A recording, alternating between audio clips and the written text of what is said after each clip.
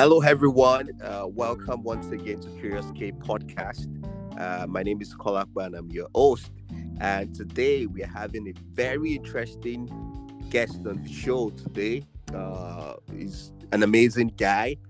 He's a friend, an investor, a mentor. The list goes on and on. And, and as you know, Curious K podcast is a show where we have conversation with people building amazing projects, stuff in Africa, and people working just to drive impact on the continent, investors, policymakers. And that's what we do on Curious K podcast. And so today it's really going to be a very interesting conversation with my man, Nicolas Waern, fresh out of Sweden. Absolutely. Fresh out of Sweden, originally from Colombia. But, when did we start talking? Is it 9 years ago? No, 7 years ago, 6 years ago, something like that, right? Yeah, I think 2014. So that's like 7 years. Holy shit. Yeah, 7 years ago, 7 years ago. So, my name is Nicolas Waern.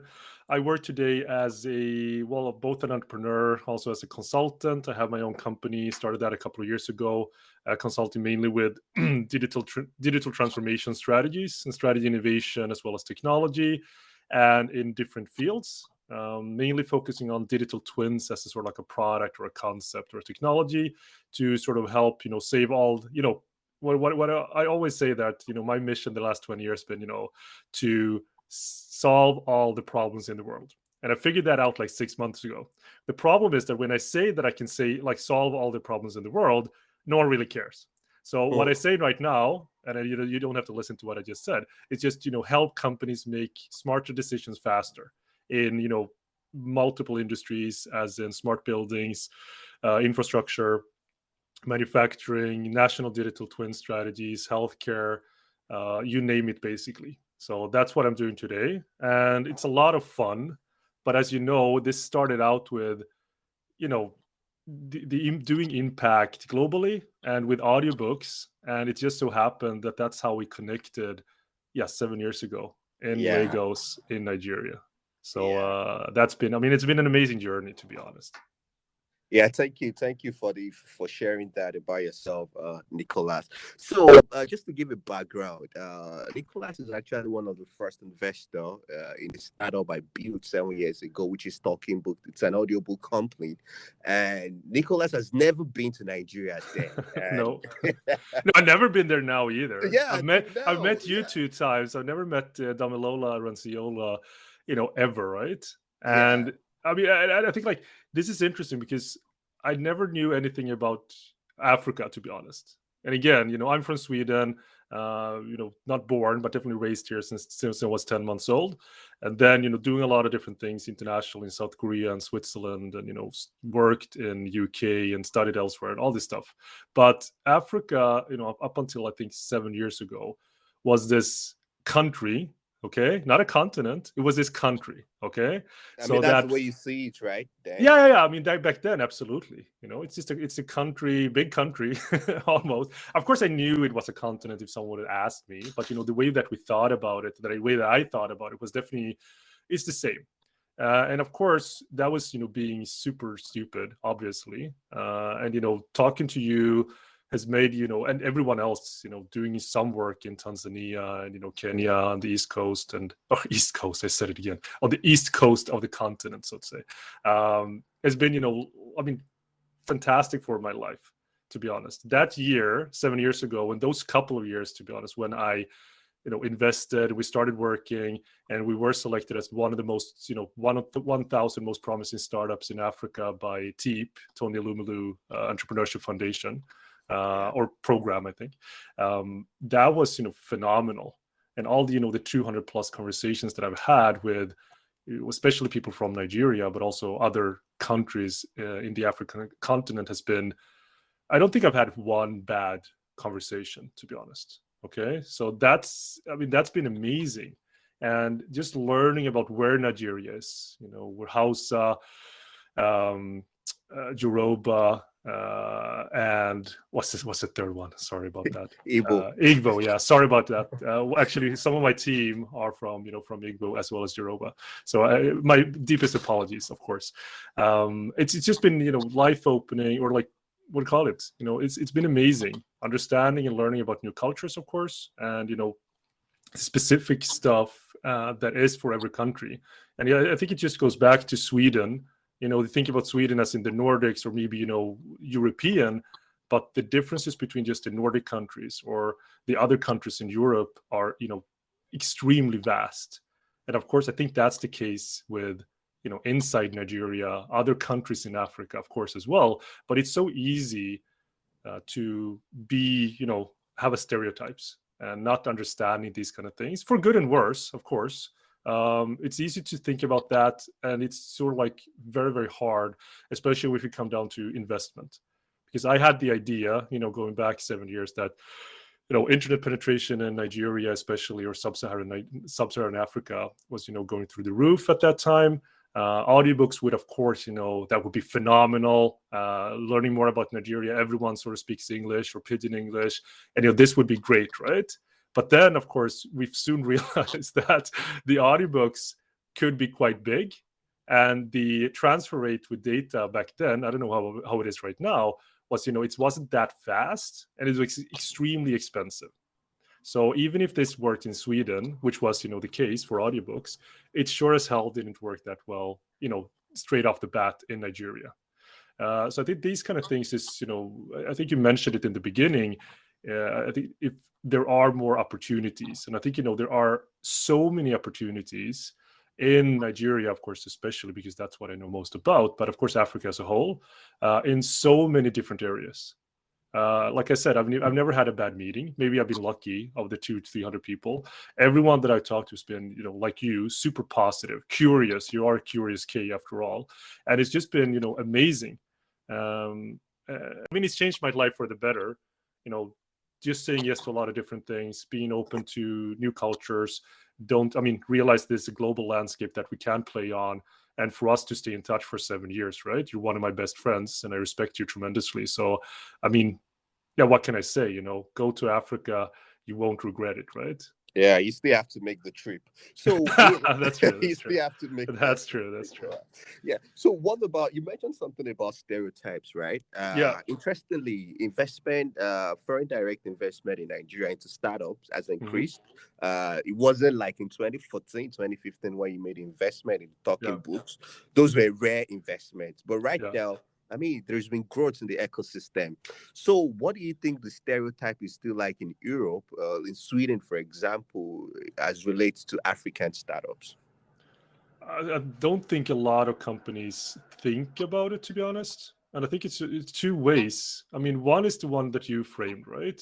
As in startups, or let's say investors, or I don't know, so like startups in Africa. I don't think a lot of people do think about it too much. It's either US, maybe APAC, or Europe, not so much Africa. But I think it's the other way around as well, that if I'm a startup looking for investment, of course, there are a lot of rich people in Nigeria and in Africa as a whole, but I've never heard of, let's go to Africa to seek investment. Maybe that's even more interesting. We can talk about that later. But okay, so just to answer your question, I don't think a lot of people think about it too much. I think it's still the same. And maybe this is, again, maybe I'm wrong, but that there is a stereotype, Africa is, big. There are, multiple countries, but not necessarily knowing exactly, which one is what, and, the promise and premise. I think it's a bit difference between large, global organizations. Then I think, like Unilever, that have these FCMG, like fast consumer moving goods, they see definitely, the growing populations in Nigeria and other countries as sort of like, strategically better than, let's say, Japan or Finland with declining population or declining, population, right? So I think that for those perspectives, absolutely, and also internet companies. But I wouldn't say that it's top of mind. I wouldn't say that. Yeah. All right, interesting. So now I know you have a podcast as well, and where you have interesting conversation about smart buildings and stuffs like that. I just want you to tell us about your work currently, because I know Yeah, uh, you talk a lot about, because I mean, African population is expected to grow. I yeah, mean, we are still building the way we are building 100 yeah. years ago. We still No, use but it's that's the bricks. same.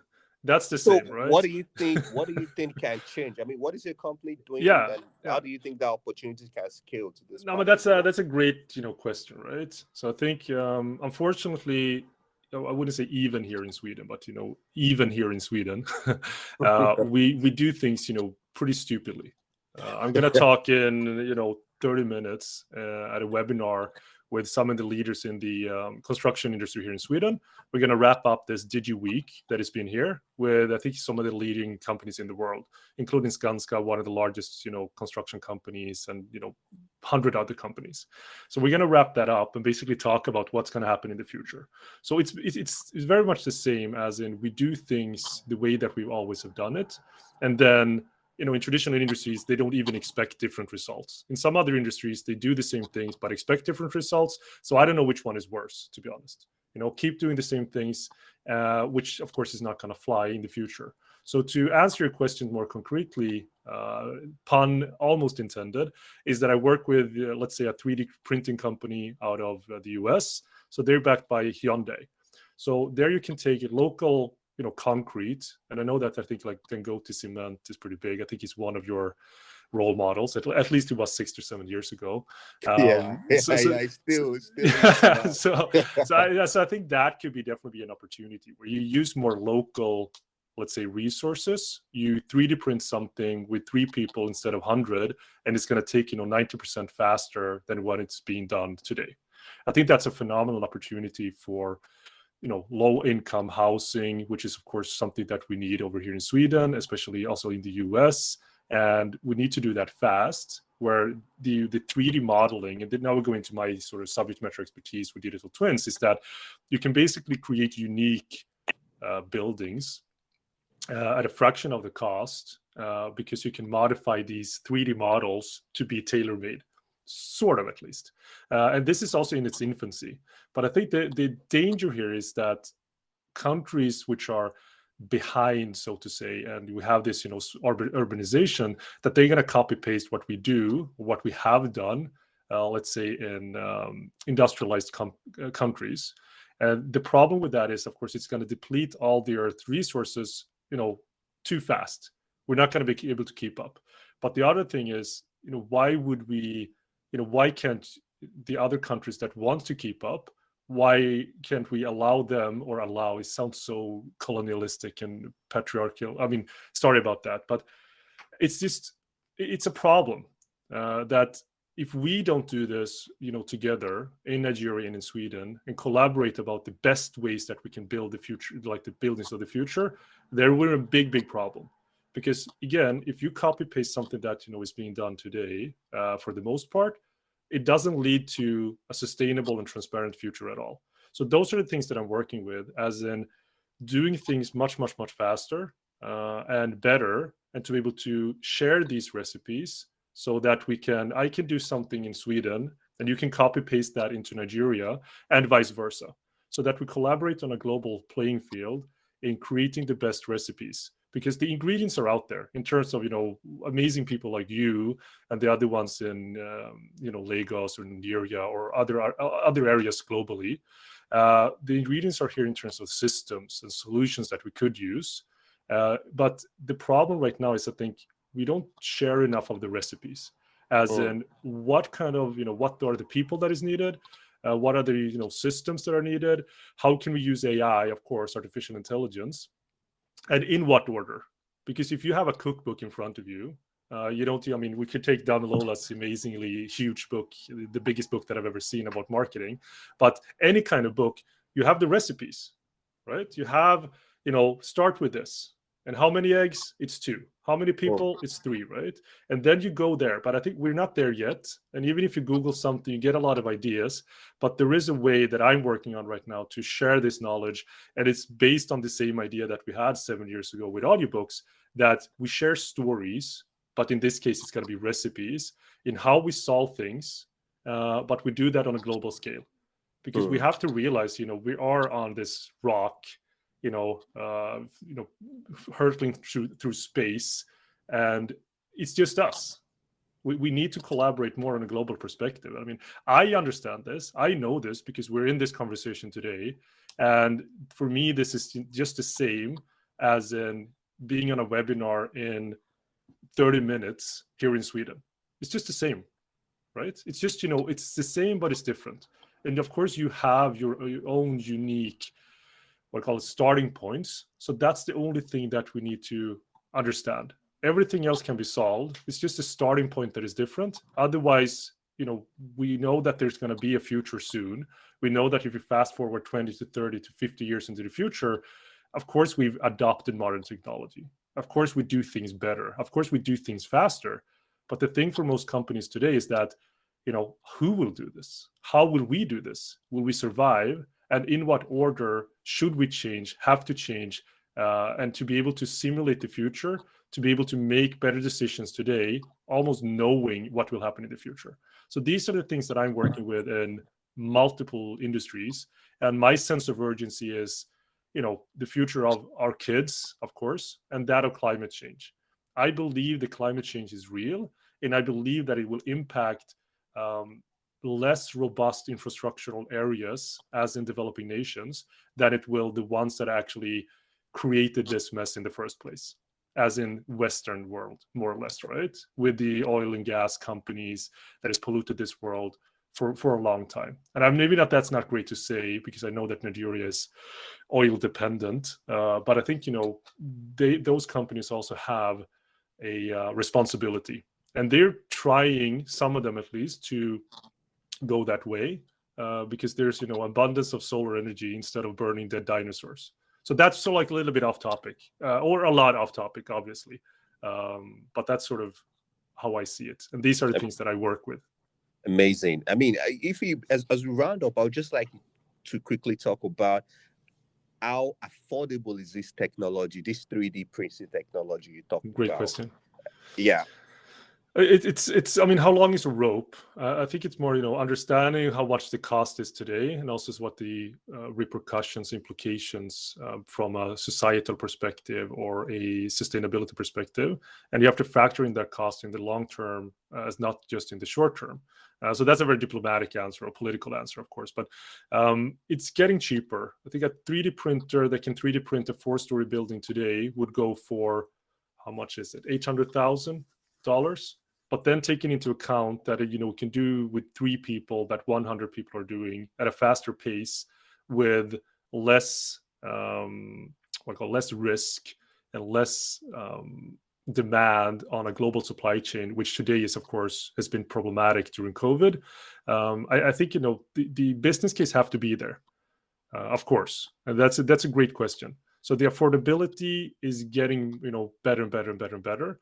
But it's also the case, you got to start before you have to, basically. And any great thing you'd like to share with us as a roundup? Where are we expecting more investment from you? I mean, coming into the African Nigerian startup ecosystem, and just what would you like to tell us? Advising startups and scale-ups, and being asked, to help global giants help other global giants. So I'm sort of playing in, the very sort of nitty-gritty scale-ups and startup field, as well as with, multi-billion-dollar companies in different areas. I would say that for any investor, it has to be worth it for them. And the VC track, I say, is also fantastic, of course, but there's also the tokenization opportunities that come with, cryptocurrency and alternate ways of investment with SPACs and DAOs, and everything that comes with a more modern way of thinking about currency. But in terms of general startup advice, I would definitely say that I used it just 30 minutes ago for a startup that wanted me to help them, and I said that it's not about doing more. It's about doing something, doing less, tighten that down and scale it up. And I worry, I'm afraid of the guy or girl that, let's put it like this. I'm not afraid of the guy or girl that has practiced 1,000 kicks, one time each. But I'm terrified of the guy or girl that has practiced one kick 1,000 times. That's So, deep. yeah, and I think that for a startup, you have to be really, really good at something. You scale that up like you wouldn't believe, and then you can land and expand. But I see that's where a lot of companies fail. That okay, this didn't work. Let's try something else. So we're gonna have like 5 offerings, while you don't necessarily have one. And I mean, I'm suffering from this because I'm doing things in 500 different industries. But the one thing that I'm really good at, like my kick that I practice now 1,000 times, is to solve problems super fast. That's the kick that I'm really, really good in, and it's not tied to one domain. It's domain agnostic. So that's keeps me pretty good at that kick, and also to a combination of combining strategy, innovation, and technology that I can understand, hardware, software, AI, and link strategy with technology in a way that usually takes 10 people 10 months, and I can do it in 1 hour at the most. So I think understand what your kick is, do that well, and then once you master that kick, you got a black belt in whatever it is that you're going to do, then you can practice more kicks or whatever that might be, right? That's a general advice, I think. Amazing. Thank you very much, Nicolas, for being on the show. Yeah, thanks so much for being here. Sorry, that was a bit of a rant. I usually, ask the questions. I'm not really answering too many questions. But thank you so much, Kalapo. I mean, I'd love to, come on the show again. I'd love to have you on my show as well, Beyond Buildings. And I mean, thanks for all the effort that you're doing. And I think just, closing words is that I think one of the main things that you're seeing this uptake in investment in Nigeria is thanks to you. Right? Thanks to you and everyone out there that are, phenomenal at this. I'm so impressed by you, by all of you and everyone that I met. And I mean, Nigeria for me is like another country, like another mother country, to be honest. And I definitely have to go there. So let's aim for that in the next 2 years at least. Yeah? Don't worry. Once I get my private jet, I'll come straight to Bodo to pick you up. Let's do it. Thank you so much. All right. Thank you for being on the show. So, guys, you can check out Nicolas' podcast. It's called the Beyond Buildings Podcast, and amazing show. You guys should check it out. Thank you once again, Nicolas, for being on the show. And everyone, thank you for listening. See you next time. Bye-bye. Cheers. Bye-bye.